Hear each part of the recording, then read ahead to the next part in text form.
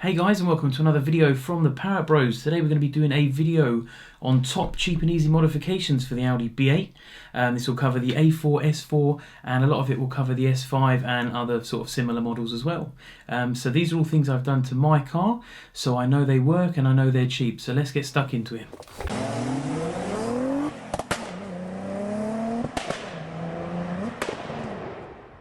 If you own an Audi B8 S4 or S5, or to be fair have an A4, we have a playlist which I'll put up into this corner now, and that will basically have all the playlists of all the videos we've already done, including 4-pot brake upgrades, anti-roll bars, loads of other things which you may find helpful if you're looking to do some sort of OEM plus upgrades.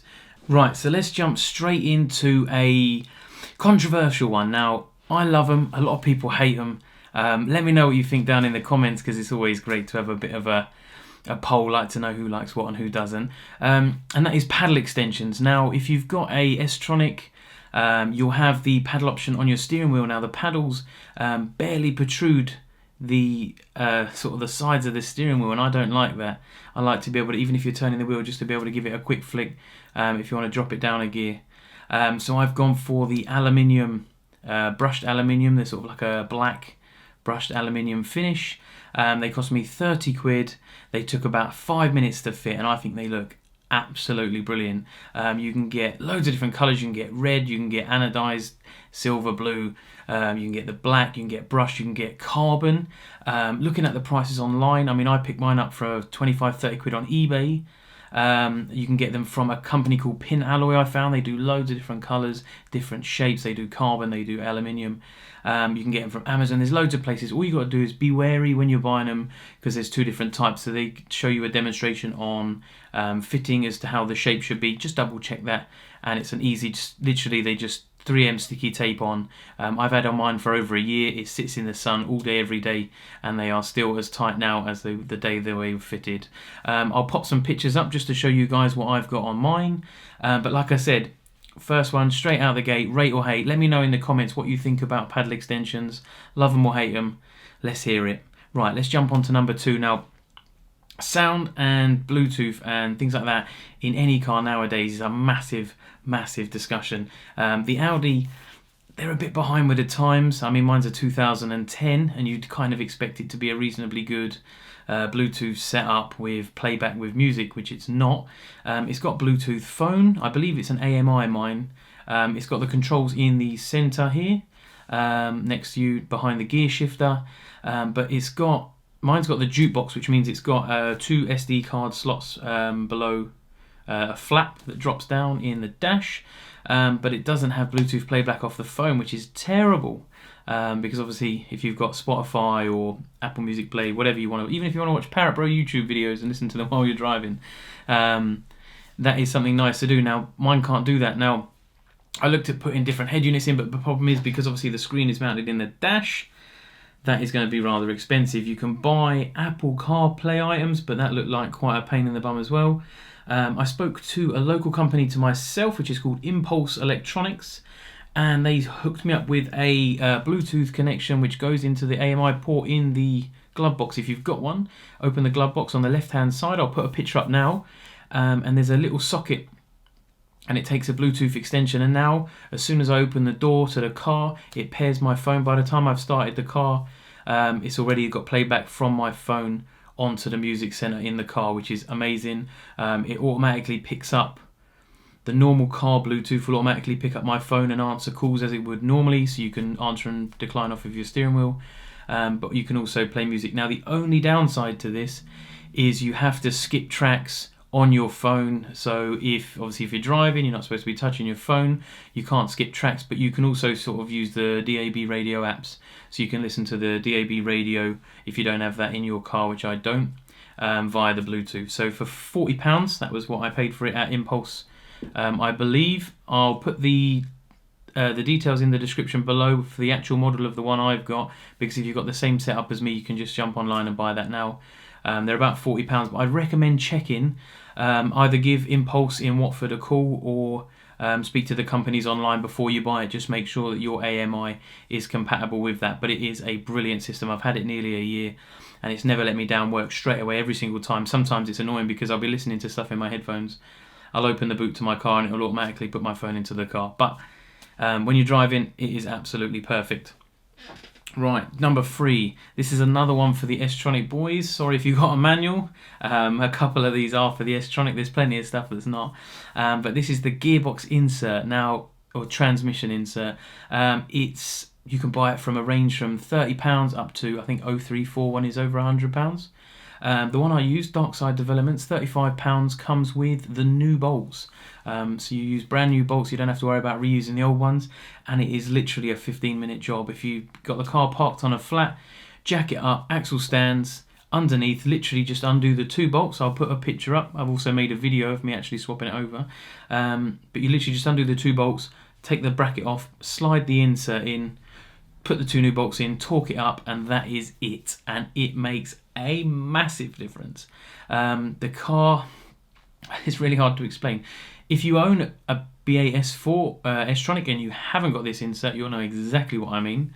Like when you got to pull away or when you change gear, it just feels like, not that the gearbox is jumping, but it just feels like there's loads of play and it's really clunky. And for a 2010, the gearbox feels almost ancient. The way it is just so soft, I think is the easiest way to explain it. But this insert literally takes up all the slack, makes it really tight, and I mean for £30-35 that is a no-brainer.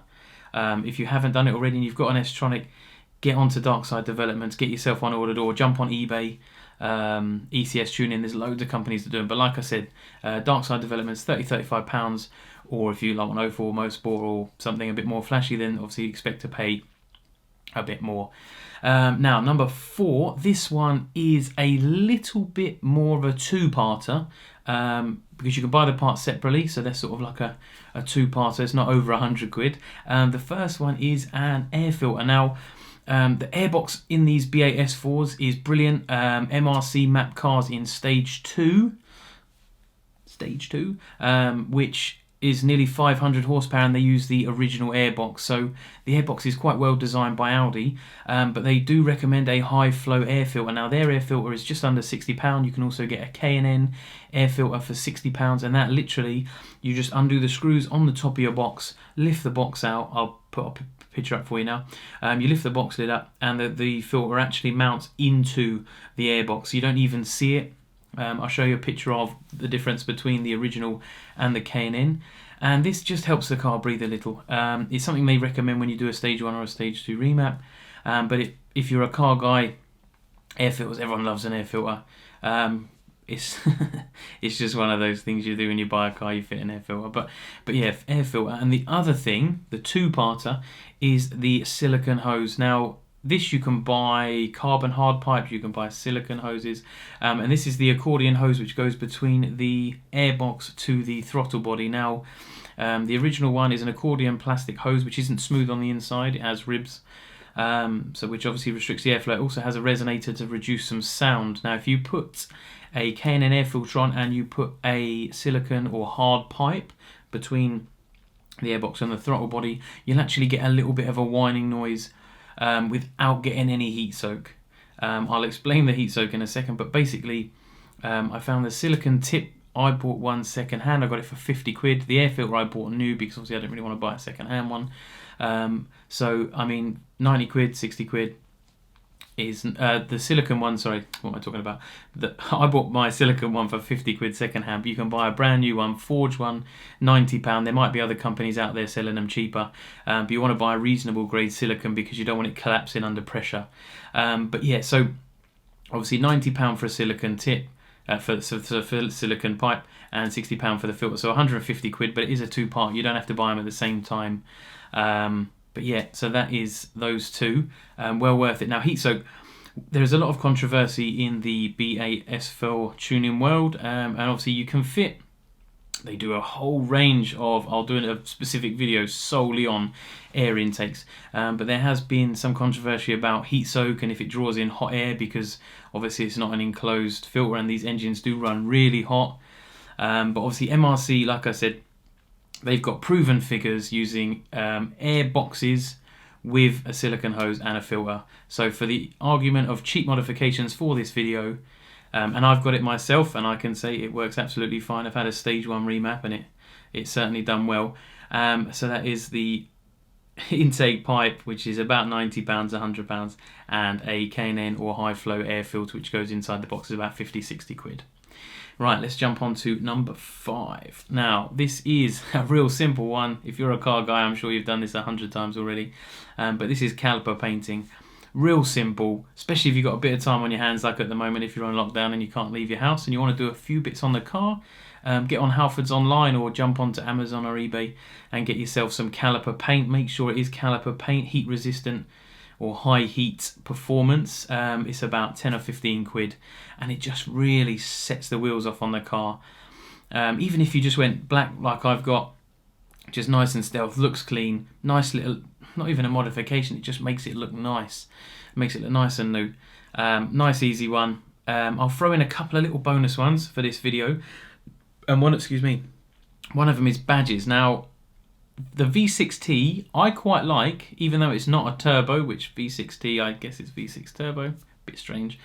But the only thing I've found, and I've actually knocked my T off a couple of times washing it with a mitt, is when you just, on the wing it comes flying off. You can buy supercharged badges. They're about £5 each. You can buy them in silver and black. I'll post up a picture now so you know what I'm talking about. A lot of guys have either just taken the V6T off of the wing for that nice smooth look, or replaced them with these supercharged badges, which again is quite a nice look. It's got that sort of S-line look to it. So I mean, a couple of badges, one on each wing, maybe stick one on the right hand side on the tailgate, 15 quid, nice little upgrade. You won't see other people have it. And also, if you're one of those guys that likes badges, I quite like the original badges, but if you like extra badges, someone pulls up behind you, supercharged, nice little touch. And the only other thing, which I'll mention, and I'm going to do a video on shortly, because I know a lot of people have been saying it, is a cold air intake. Now, that is a pipe like this. I'll stick a picture up in the video. And that is a 2 meter, a flexible pipe, which you'll basically put behind your grill, your fog light grill, and that will run up through your wheel arch into below your air box. You could probably get away with a meter, to be fair. I don't know why I said 2 meters. But yeah, they're about £20 from Ram Air. There's loads of companies that do them. You just want to make sure you get one that's waterproof so it doesn't rust. But what you have to do is you have to move your secondary air pump out of the way, and it bolts into a different position. And dependent on what fog light grills you have as to whether they have a hole or not, you might have to make a hole in it. But you can do it, and it looks quite good. You can't even really notice it's there, but it gets direct cold airflow, additional cold airflow to your airbox, which it doesn't currently get at the moment. It only actually gets it from the top of the grill, which isn't great, but it's all right. So yeah, that is the modifications, under 100 quid. These are all things I've done to my car.